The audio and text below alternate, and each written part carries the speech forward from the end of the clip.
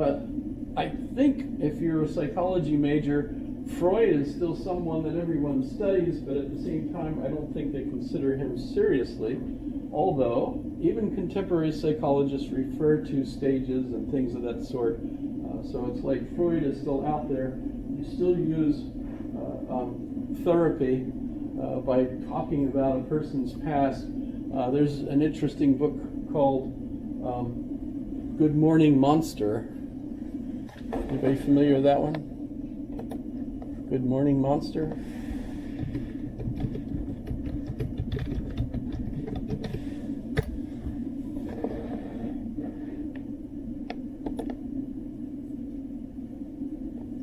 So this is a recent book, 2020, where a therapist who's pretty much at her retirement now, talking about cases that she's had over the years and discovering that people that have lots of problems end up being able to resolve a lot of those problems if they talk about their childhood, their past, and discover that the reason they were having the problems they did wasn't because there was something wrong with them, it was because of the way they were treated by their mother or their father or others in their childhood. So if your childhood doesn't enable you to go through stages of development, you end up having difficulties, right? So there's a certain amount of structuring of our minds that occurs as a result of our childhood, etc. So that's kind of an interesting book.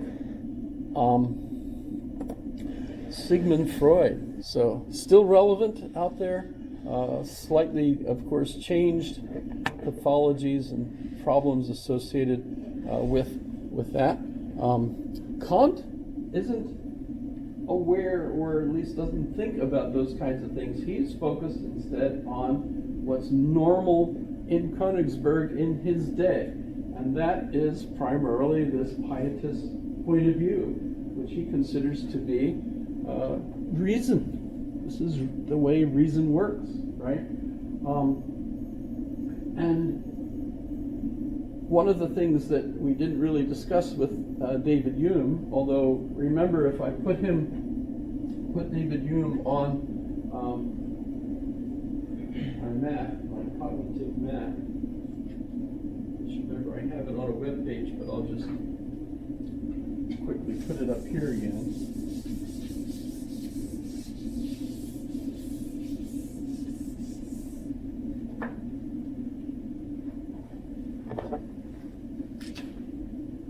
So if you have Aristotle,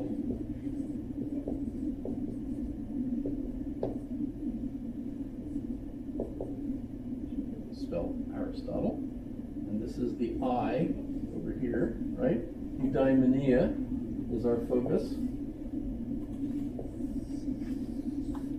Should have done this a little differently.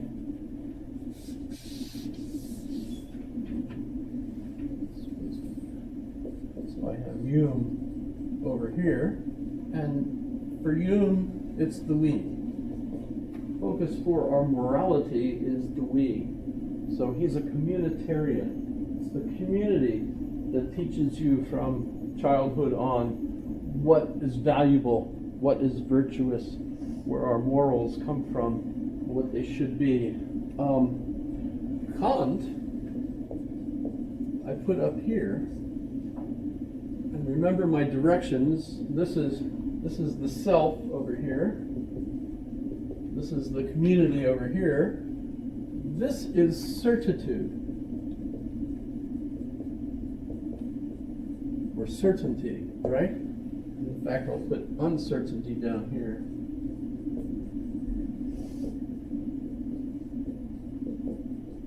And the philosopher I'll put down here, we'll be looking at in a little bit, not today, is John Stuart Mill. But certitude, certainty, is associated with Kant, because Kant thinks that among the categories of our understanding are categories associated with morality. So, for example, if you're in a situation where you're driving along a highway and there's it's all backed up. You don't know why, but everybody's just sitting there, and the car next to you has a beautiful young lady sitting the driving seat, right? And we're all sitting here stuck. For some reason, the car behind the woman in the car next to you is full of rowdy-looking, ugly guys, big guys.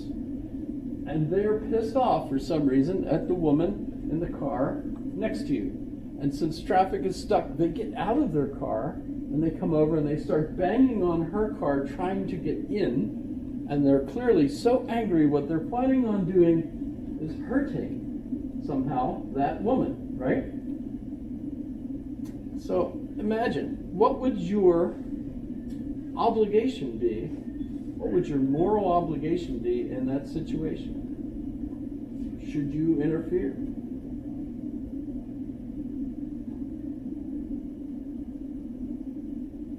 Do you have a moral responsibility to the woman?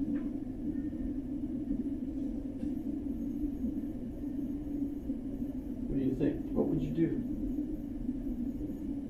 That looked like a raised hand. Did you get out of the car? You think? I had one woman once say she would get her shotgun out of this, she has a shotgun in her car. She would get the shotgun out and then chase them away. That's Alaska.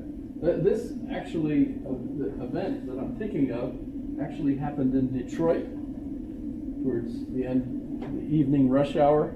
They were all coming home on the one highway. There was concrete walls, and so all the cars were stuck. And no, nobody got out of their car. Instead, the guys started punching on the car until finally the woman leaped out of the car and ran for it. They chased her, caught her. I think they actually started beating her up until she finally jumped over the bridge. There was a bridge there, so she jumped off the bridge to escape them and drowned in the river. It's actually kind of a famous situation, right? Because everybody in all the cars just watched her and watched them and did nothing to interfere. Kant says that in a moral situation, you know what your moral requirement, your moral duty is. And that moral duty is what he calls a categorical imperative, right? A categorical imperative.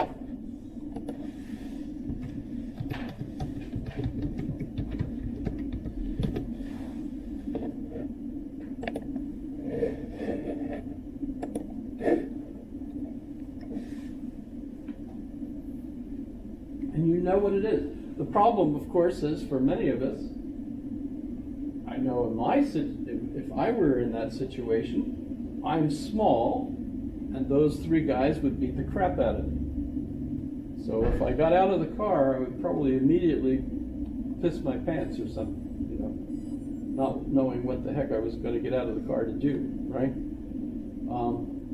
But we know that we have this obligation in that situation, right? The problem, of course, is, practically speaking, do we do it? For Kant, that's our biggest problem, is we know intuitively what the moral right thing to do is in any situation, but we don't do it. And the thing is, we're looking at maybe other concerns. What's going to happen to us? Which is not something associated with what is our actual moral duty. Our moral duty, as far as he's concerned, is not consequential. We're not supposed to think about the consequences. We're instead, to be morally right, we're supposed to do what is morally right, regardless of the consequences. Mill is going to say, no, we have to think about the consequences. In fact, we often, as far as Mill is going to say, and this is called utilitarianism, right? He's going to say, we should even occasionally do what is morally wrong if we think we're going to have a good outcome. We should occasionally do the wrong thing for the greater good. Sounds like Voldemort, right? If you're familiar with Voldemort, sorry. So that's pretty interesting. We know what our moral duty is. The dilemma that we often find is that we don't want to do it, even though we know what is our real moral duty. So Kant is referred to as a deontologist. This position is deontology.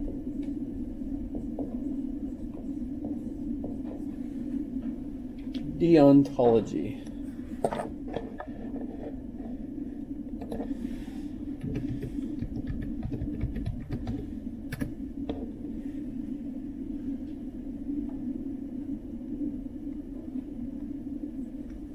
By the way, that's also associated typically with the dominant religions that we think of culturally, right? Religious teaching usually tells you what's right or wrong. 10 Commandments, and so on. Never lie. By the way, Kant was arguing that you should never lie, not even in the situation where it's a white lie, or it's for the best interest of the as far as Kant's concerned, you should never lie. Period. Right?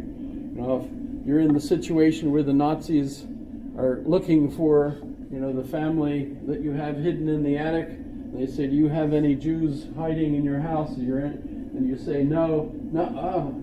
For Kant, your requirement is to not lie. So yes, we have a family up there.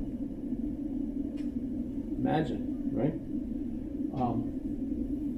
Go. What if lying is morally correct? Well, see, that's his thing. He says lying is never the morally correct. Now, I'm not agreeing with Kant. I agree more with, Socrates, way back, saying, there are certain situations where, you have to mislead somebody for their own benefit. That makes sense to me. By the way, notice that Kant did not have a wife, did not have children, had a good social life, they say. But the impression I get from lots of things about him is that he was a genius. His head was supposed to be large, and maybe autistic to some extent. They didn't do that kind of thing. But his behavior and things seemed to. Earlier, I don't know if you saw it, but I was showing a movie, a French film of the last days of Kant, and just his behaviors that they depict in that are very strangely repetitive things that irked the heck out of his butler, but nonetheless, that was the way he was trying to live. And maybe, as you get to that point in your life where you're starting to have dementia and things, that's the kind of thing that you do. Heck, as I was thinking about that today, I'm noticing my walk here. I'm almost the same. I have patterns I do all the time now. With the way I eat breakfast, with the way I let the dogs in and out, all that stuff, patterns. Maybe that's part of Kant's situation. Don't lie, don't steal, don't cheat.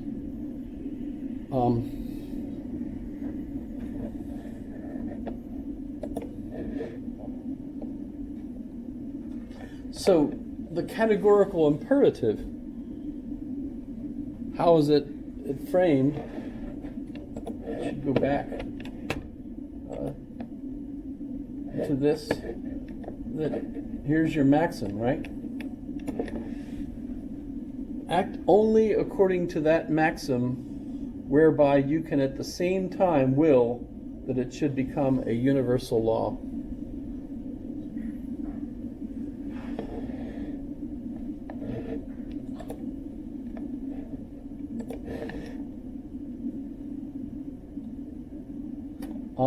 My quiz question today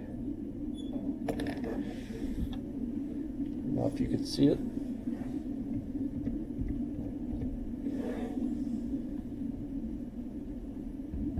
Or thinking about how our minds are structured by our experiences.